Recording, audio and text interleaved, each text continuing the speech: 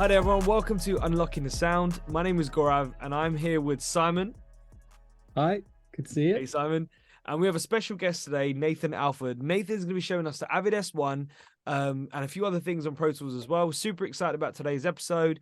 Nathan has got a lot of credit to his name. He's done a lot of cool stuff in the industry, especially working with Pusha T, and he got a Grammy nomination for that as well. So we're super excited about that, and we're going to be diving into that. First of all, I'm going to take a breath and welcome Nathan. Welcome to the show, man. How are you doing today? I'm doing great, man. Thanks for having me. How you guys doing? Amazing to have you, man. It's Good. it's a pleasure to have you here. We're super excited, and I think it's going to be an interesting session. Absolutely. So I'm going to kickstart before Simon gets a little bit techie with you about the S1 and stuff as well. I want to start off with some questions about you first of all. I want to, before we get into kind of what you do, could you define to us what an engineer is? Because when me and Simon were kind of talking earlier, we were saying like there's so many different things as engineers these days. You know, you could be recording engineer, mixing engineer. I'd love to get your definition of an engineer. And Simon, chime in if you want to add something there as well. Yeah, that's what I noticed. You know, you're credited a lot as engineer, which these days people often get credited for a specialism like a mixer or what have you. Whereas like with the old school engineer, it's like the guy that does everything, right? So is that what you are? You kind of do a bit of everything.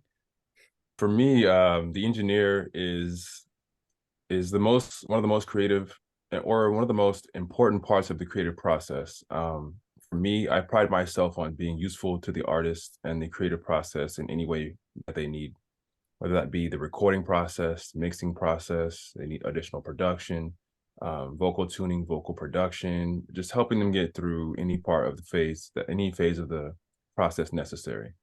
I know a lot of people wear different hats, but for me, I pride myself on being versatile.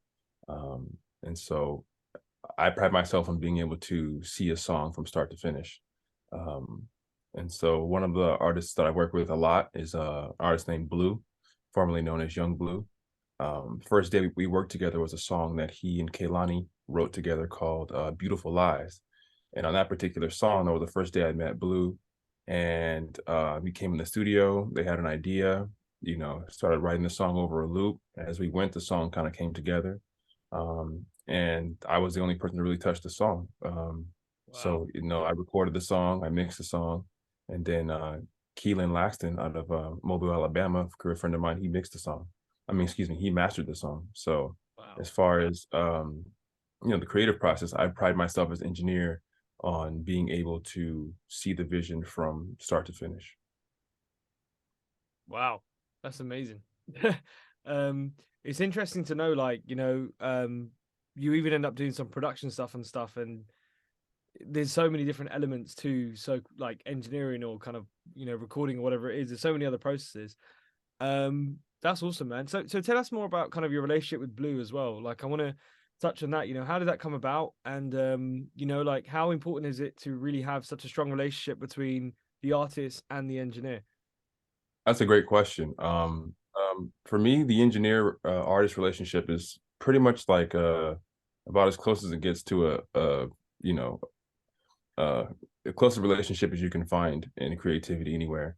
Oftentimes artists will use several different producers. The producer may or may not be there, but their engineer, they're going to want to record with their own engineer. And that goes from the top of Beyonce's and the Rihannas of the world all the way on down to everybody else. They all want their own person in the chair so that when they're ready to record, they're comfortable. So for Blue, Blue's one of the most talented songwriters and artists out. He knows exactly what he wants to hear on any given day. He doesn't want any surprises, as anyone else doesn't. And so for me as the engineer, my job is to bring his sound wherever we go, whether we're in London, LA, Miami, Georgia, wherever we are. So for me, I'm going to bring my own setup. I bring my own equipment everywhere I go, and the center of my setup is my Avid Carbon. I have the control of knowing that my sessions are going to open perfectly quickly. The latency when recording is going to be near zero, with plugins on every channel and the master. It's like they never even notice the difference, which is my job is to make them feel comfortable. The independent 4 headphone outputs is game changer for me, so I can listen to an independent mix of what they're listening to, or just volume wise. And so it's quick. I've recorded in major studios. We've had to record in a hotel room sometimes. Those convert houses into studios.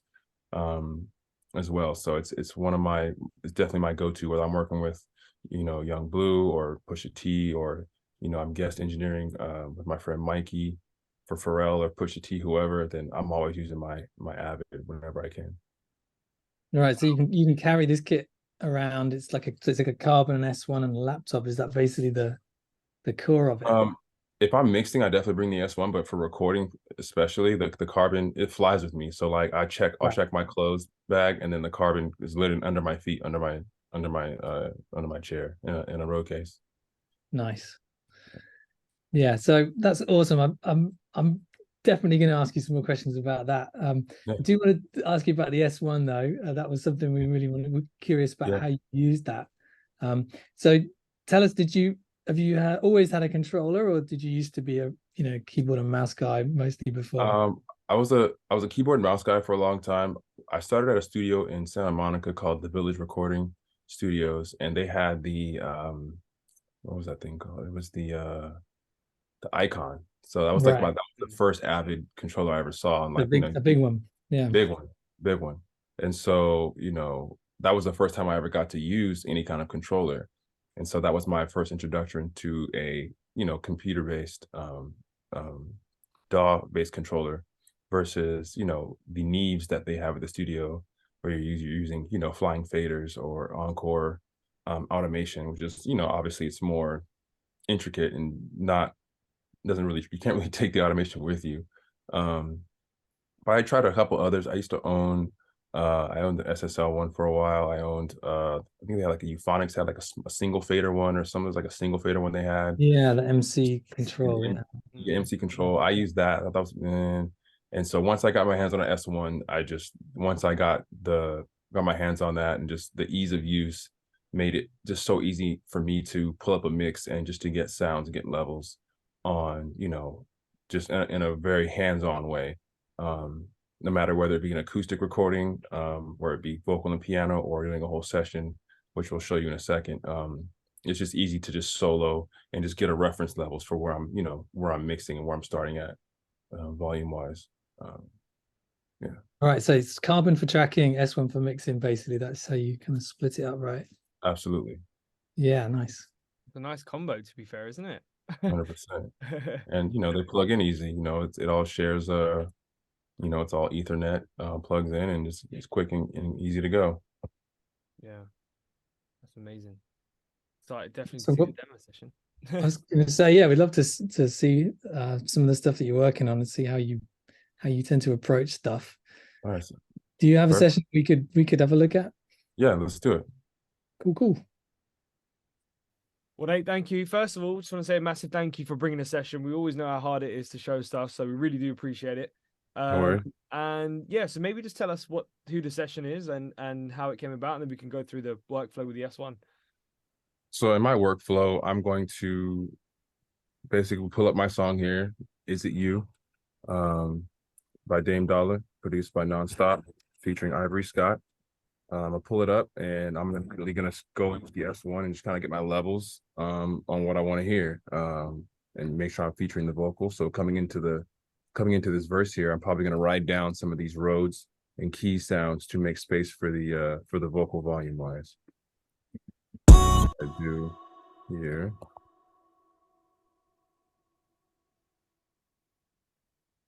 Let's put all these in touch. When you're out my bed, is it you? Is it really you? Is it really you? How you do that thing when you tipsy? Say you really down, but is you really with me? On some Bobby and Whitney, really, really rocking. Playing second fiddle like Scottie Pippen and Stockton. Even when it's toxic, the bottom of the mosh pit. Oh, we find private taking selfies in the cockpit. No, they can't me when it come to this boxing. I hope you threw the key away when we said we was locked in. Is it you? When you off that train? That's gonna be my first rides there. I might come down. Wow. After that, some rides on the vocal. It's crazy, but it feels like. Oh, sorry. Go ahead. I was gonna say it feels like you're actually feeling the music. Like that's like 100%. The purpose of the faders. You're actually in the groove. You're not pointing and clicking up and down. You're literally feeling it and seeing where it sits. Absolutely. I love it. Absolutely. Yeah, I was going to say one of the questions that we had was, what can you do with with the S1 that you couldn't do with the keyboard and mouse?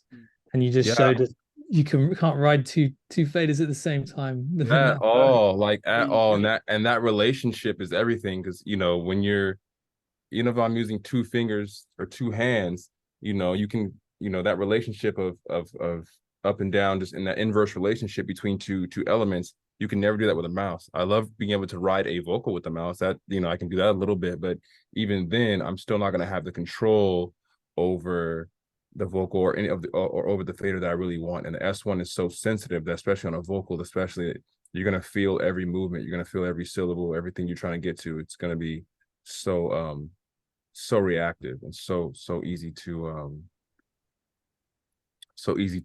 feel, and so second nature. You guys have done a great job of emulating, some of the best faders for me were like the flying faders or the Neve 88R faders, and I feel just at home on the S1 as I did on a large format console. I love that. Is it really you? Is it really you? How you do that thing when you tipsy? Say you really down, but is you really with me? On some Bobby and Whitney, really, really rocking. Playing second fiddle like Scottie Pippen and Stockton. Even when it's toxic, the bottom of the mosh pit. Oh, we find private taking selfies in the cockpit. No, they can't me when it come to this boxing. I hope you threw the key away when we said we was locked in. Is it you? So on and so forth, and make sure that vocal is always front and center.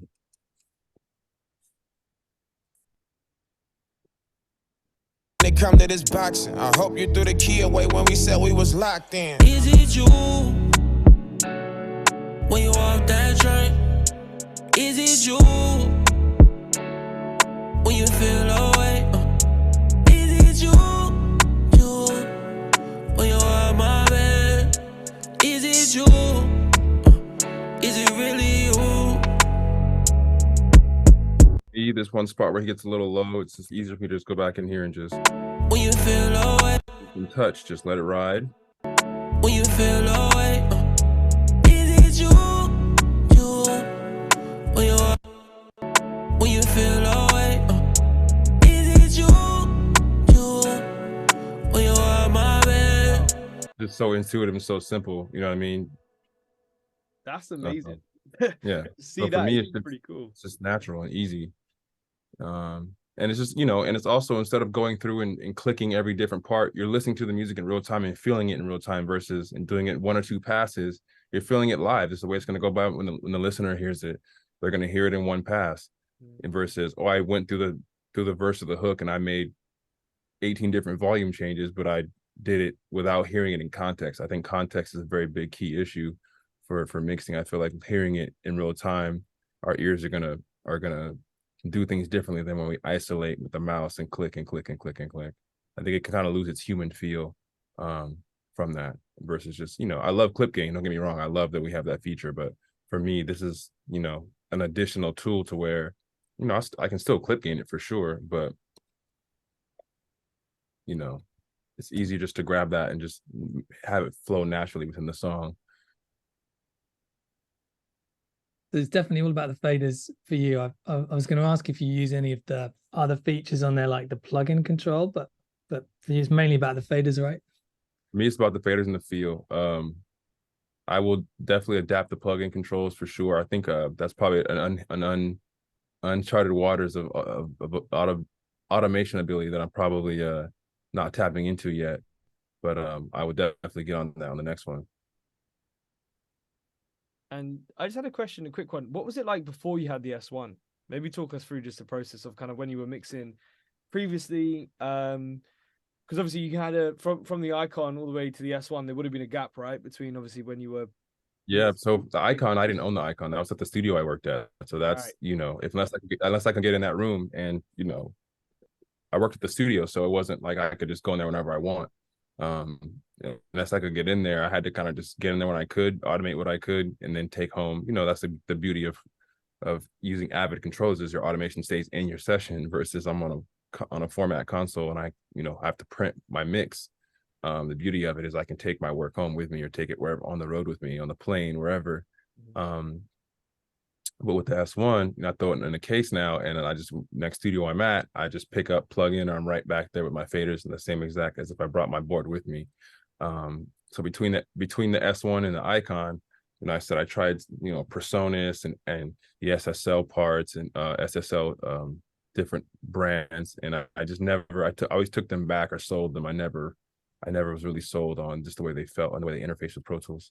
Because I'm strictly in Pro Tools, so I need my mix sessions to be easy for me to use in Pro Tools, because that's that's our industry standard, and that's what I'm getting. 99% of my sessions are going to be Pro Tools sessions. Yeah. Also, just a quick question I had was, I know previously, before we kind of went on, we were speaking about you were recording an acoustic session for Blue, and you needed the S1. So maybe we can just get kind of insight of kind of what that situation was for you and why you needed the S1 so badly, and how it helped you in that kind of situation. Yeah, for me, it was a situation where he'd done a couple of we'd done the album, and then he wanted to take 4 songs off his album and do acoustic versions. So we recorded acoustic guitar on 3 of them, and then we recorded an actual grand piano at Conway Recording Studios here in Los Angeles. And I immediately, because my friend Jerry Lang was the producer and keyboard player on the piano version. He's such an amazing keyboard player and so dynamic that when it came to the mixing process, the whole point was just to make sure we're featuring blues vocal. But as the dynamics got more intense with his playing, it was an instantly obvious I needed to have a controller to control the delicacy of the acoustic recording of the piano and the vocal relationship. I could do it with a mouse, but for me, I use a trackpad a lot. I'm not really I've kind of gotten off of the traditional mice, I would say, just for ease of use and travel. So I'm literally on my laptop a lot with Pro Tools, and I use my trackpad. As much as I love the trackpad, there's nothing, there's nothing more real than a feel of a fader. The trackpads are great for a lot of things. Mice are great for a lot of things. I don't care how expensive your mouse you spent, how much money you spent on your mouse. Nothing's really going to beat the feel of a fader. There's a reason that faders are a part of mixing by the professionals and by the greats, and have been for a long time now. There's a reason for that. And so for the S1, for me, was just a instant, where's my, I was like it was just like be able to have a reach for a tool. Same you would reach for your laptop. For them, you'd reach for your favorite microphone. For me, it was the S1 in this instance, to be like, okay, cool. This is something that I really need to have total control over, and just not leave it to, automation and I mean drawing automation, what I mean? Yeah, and I guess much less compression in that kind of a mix, right? Exactly, 100%. I don't want compression to control my dynamics. I wanted to just leave it. Like I said, Jerry Lang is an incredible producer and an amazing pianist, and I didn't want to just squash his recording with just a compressor. You know what I mean? I thought that was just be disrespectful to the music and just his playing. It wasn't like it wasn't like we just had a MIDI keyboard and just pounded out the parts. He literally recorded on a 9-foot Steinway piano, grand piano. So it was nice to be able to use and maintain those dynamics in the recording and let that shine through. Well, cool. Thanks for showing us the session. I don't know about you, G, if you got any more questions about the session. I know we've got a few kind of random questions that we've got stacked up. Yeah, I think on the session that's good. I had one which is a bit of a strange one, so I kind of laughed at myself there, because I don't really ask. Normally it's the opposite, and normally you say kind of you've gone from a traditional mix, traditional console over to an S1. Have you gone from an S1 over to a traditional console and felt like, whoa, this is a bit strange, or this is different, or this is really? It's not that it's strange. It's just there's not very many. I think Neve made a new Neve console. I can't remember the name of it off the top of my head. They made a brand new digital console that really interfaces with Pro Tools. Okay. Really. Do you guys know what the name of that one is off top? I don't think so. Well, they made one that's Genesis. That's probably $100,000-$200,000. Yeah. Piece of equipment. It's amazing because you have the analog integration and everything else is beautiful, but for something that you just basically need mixing control over, going back and forth is definitely, it's great to be able to go back and forth, but like I said, to be able to take everything with you and know the consistency, because in today's world, artists don't care about, I did it on this or this boutique or boutique that. They just want it done yesterday. They don't care. That's interesting, right? They just want it done now. Then if you want to be able to optimize your workflow and spend the least amount of time possible having to make updates, you're gonna definitely want to stick with what you started on. So I say stick with the S1 because the price point is great too. So it's like it's not like it's not like you were breaking the bank to get in the game. It's really a no-brainer for me. And then integrating the iPad with it as well. Just to have the visual faders, it really feels like you're sitting behind the console because now you have the U control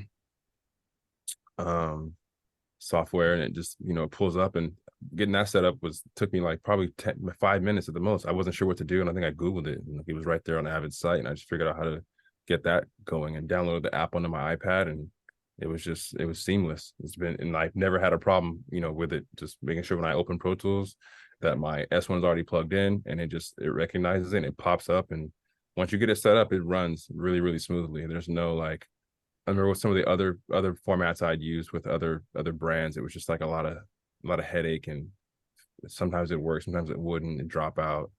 But this is just seamless because it's all integrated under Avid. So okay, cool. Well, we spoke about the S1, Nate. I'm gonna go over now to the Carbon. So 2 questions from me about the Carbon. First one is, do you think you can maybe, without giving away too much, what your low latency tracking vocal template might look like? Obviously, I wouldn't want to give away too many secrets. So, but is it really simple, or is it really complex with so many plugins, or is it pretty simple? Or if you're a new artist, you're walking in with you as Nate the engineer, kind of what do you set them up with on your? Set them up pretty simple. I'm simple on just vocals, vocal tracks ready to go with tuning or whatever needed on there, reverb and delay. You can see it here. That's pretty much what I send on here. Oh yeah, reverb, delay, and you can see I've got my record track. My record track is. I probably recorded on this track here. So this is a record track. It's going to a bus here. This bus is going to a vocal bus, which is here, vocal master. That's going to a submix, which is here.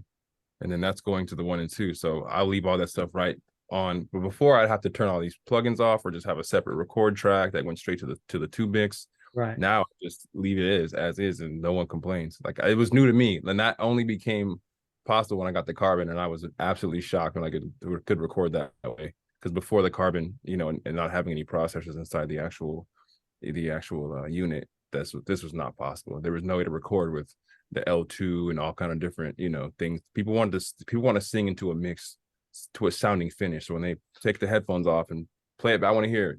They want to sound they want to sound compressed, they want to sound mastered, they want to sound loud, but this way allows them to sing into that sound. And so that's kind of how I operate. That's awesome. That was a great first answer. Second question that I had was, what made you choose Carbon? So when you was looking at kind of buying, your next interface, what was the problem that you was facing? Obviously, I know you kind of spoke about it now, but kind of what made you choose a Carbon over the other interfaces on the market? It was a lot of factors. I looked and looked and looked and looked. I bought another interface. I had tried some of the Antelope stuff. I tried I still have a converter from them, but like I tried other things from them. I tried other things from SSL had some stuff. Who else had some interfaces? There was just a bunch, like Orion. They had, I already said that. They already had what was the other one? The orange one. It just, for me, it was just the amount of things you get in all-in-one unit. Number one, the sound of it is insane. It's incredibly clean. I remember going to the studio, and if you had, the HDIOs, you're like, hey, cool, now we're in here, or HDXs, and they was like, hey, now we're in here, we're HD, we're professional now, and you would hear a difference. And then you would, go pull up your small interface, your little, Apollo or whatever interface you had, and even like the big Apollos, what do they call the Universal Audio makes the big interfaces. Those are cool, but just like for me, the amount of bang for your buck and just what you get inside the Carbon is just second to none. Like you get for the 4 headphone inputs. It sounds, I keep saying that, but to have 4 separate headphone inputs is insane. You know, just to have that alone, the 4 different, you can control every different headphone volume, because it's always the artist and you, and then the producer wants to hear, then their friend wants to hear, and it's like, as long as you got enough headphones, you're good, and you don't have to sweat. It's not like, oh, let me, like, no, it's just real simple to just have one unit. I used to carry around a 4-unit cue box that I would, you know, if I was lucky to have 2 headphone outputs, I'd have one cue box going to one cue going to that, and one for me, and not to have to do that anymore, just to be able to open it up in Pro Tools hardware, you know, hardware settings, and just bust it, you know. It just makes it so much easier. It's just less stress on me. I can worry about the session, I can worry about the artist, I can worry about what I'm doing in Pro Tools and the song, versus thinking technically about, oh, what about this, what about that, what about this. It's just, it frees me to just not have to worry about anything. So that was one thing. The other thing was just going from studio to studio, you just never know what's going to work and what's not, even if they have, you know, interfaces you're familiar with. It's just easy to just walk in with your own laptop, your own Carbon, and just sit down and just give me 2 outs. Just give me 2 audio outs and plug me into your board, or plug me into your mains, or plug me into your monitoring system, and go. You know, and it just looks professional as well. And you know, when I walk in with my cases and my laptop and my Carbon and set it up, I don't, you know, it's not always said, but there's just a sense of like, okay, cool. Like the artist, you see the look on the artist's face, they just know that they're not going to have any problems, because the last thing that artist wants to do, especially major artists, the last thing they want to do is have other artists in the room, or other producers, and just, you know, be under pressure and then have to worry about something technically going wrong, and that falls on me, the engineer. And I don't have to worry about that, because I know for sure if something's not working, it's not my gear, it's something wrong with the studio. The speaker sounds messed up, it's the studio. You need to fix it. It's not my Carbon, it's not my laptop. All my plugins work, all my stuff is legit. Like, let's just go and let's figure out, you know, let's just rock.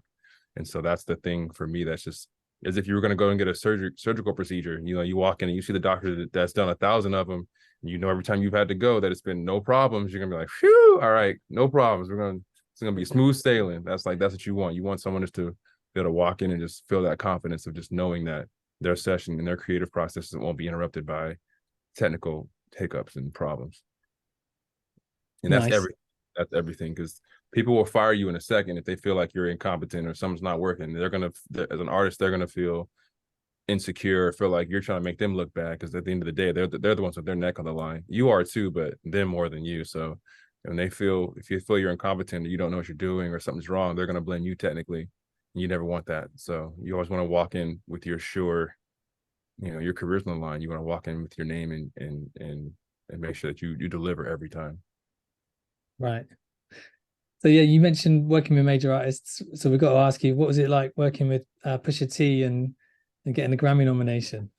Oh, amazing. Pusha T is by far one of a kind. The thing that's just basically what I just said, not from a standpoint of fear, but Pusha's only going to do 1, maybe 2 takes. He's not going to do 30 takes. It's not like, let me warm up and do, like, no, the first take is 99% of the time is the one. He's just going to do Pusha T on the record, and you have to make sure you are ready with settings and everything's going to be right, because you never want to have, you know, oh, can we do it again because I wasn't ready, or the gear wasn't this or that, the settings weren't right.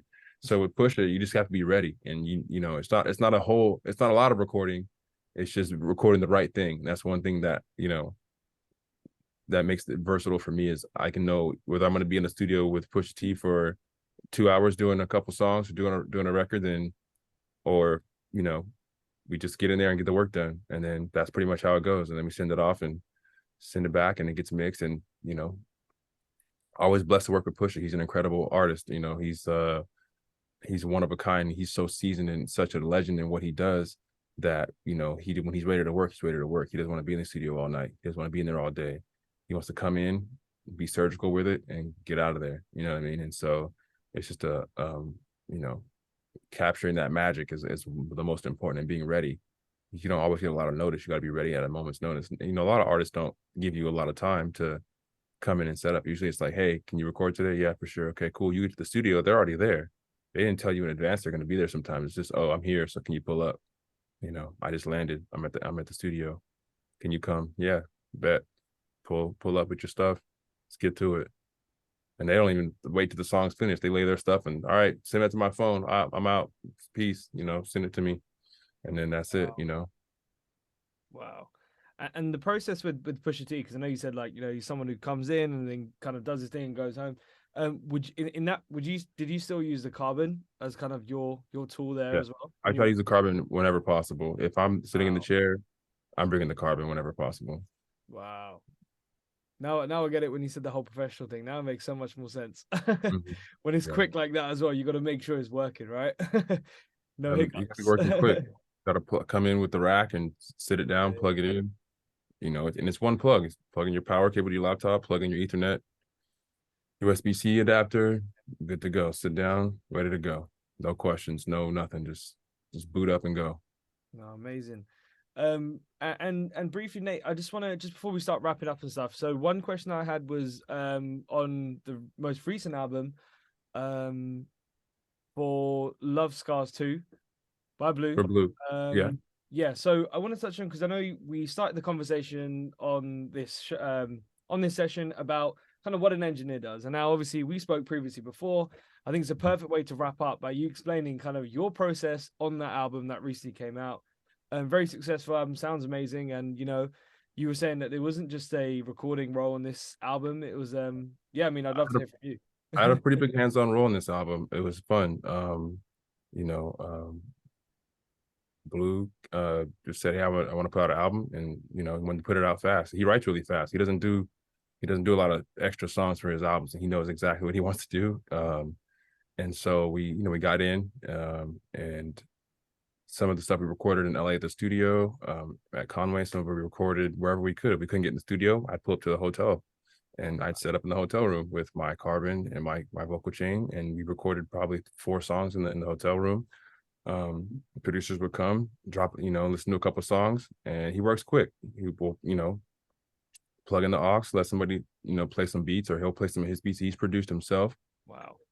He'll text it to my phone. I'll load it up in Pro Tools, get the tempo, key, load it up, go. And, he'll write the song right there on the spot. And within 20, 30 minutes, the song's done. Leads, backgrounds, everything, format, arrangement. And it doesn't change a lot, like I said. So, he pretty much goes with songs, and he picks his production and does his production around stuff he really knows what he wants. So from the time we recorded that one time, we'll give him a bounce. And on this particular project, I ended up mixing, 80% of it. And then I ended up mastering it as well, because again, for the process of trying to, get things done quickly, I was able to use my all my Avid gear to get that done as well. So I have my Carbon's my go-to interface. I don't switch up interfaces ever. And then even when printing mixes, I run through a converter or any kind of I run it right back digitally. It's such a versatile interface. If I'm mixing, I have my vocal chain there. Sometimes I'll just insert a compressor, insert some gear, with the D subs on the back, go in and out sometimes. That was kind of like another determining factor on me picking the Carbon, just having it be so versatile. So once we got done with the recording process, I took the songs to my studio and began mixing and just dialing things in. Wow. And then and that's where the S1 came in play. That's where the S1 came into play. Love it. Nice. So we have actually one last question before we start wrapping up. I said that before as well, but totally off topic, away from S1 or Carbon or anything like that. 3 things that you are loving or that are inspiring you right now. And it doesn't have to be a product. It could be anything. It could be TV, whatever. So 3 things that are inspiring you right now. Things that are inspiring me right now. I don't know. I'm a big proponent of mental health. I feel like it's important to take time off and take time away from music. I love music. I've done music for many years. It's a big part of my life.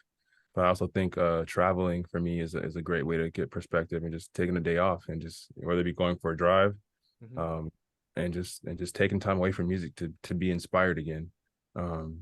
Live events, live music to me is huge. Going to see artists and see performances live is a game changer for me. You gotta feel the music to really understand the end product. I think to me that's something that gets missed sometimes, and understanding, it's like we can get into the buttons and the plugins and the this and that, but like the entire goal for me is to go to a concert and hear a song that I worked on or I helped put together, and to see the crowd's reaction to that is very key in making sure that I stay locked in creatively to my process and what works for me and what keeps me inspired.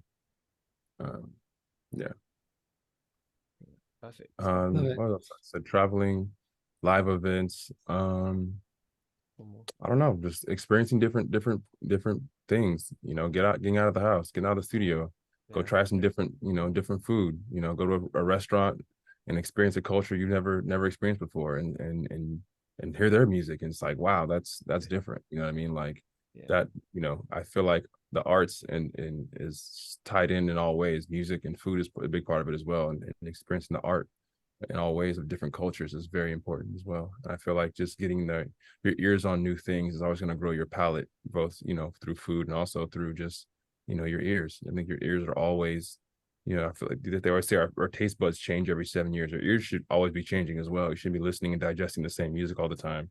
I feel like you kind of get stale and can kind of become a one-trick pony. I think that's kind of a dangerous place to be as an engineer and music producer. Perfect. Well, Nate, thank you so much. Yeah, well, definitely wanted to say thank you so much. This has been amazing.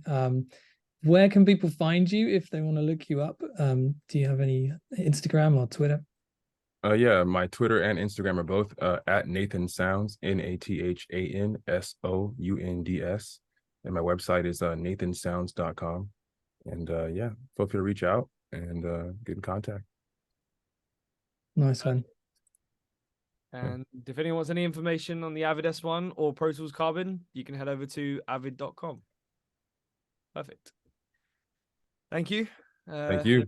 We're signing out. Thank you very much, Nate. Appreciate it, man. Yeah, appreciate it. Yep. See you soon. Cheers, See you Simon. See you, Simon. Thank you, guys.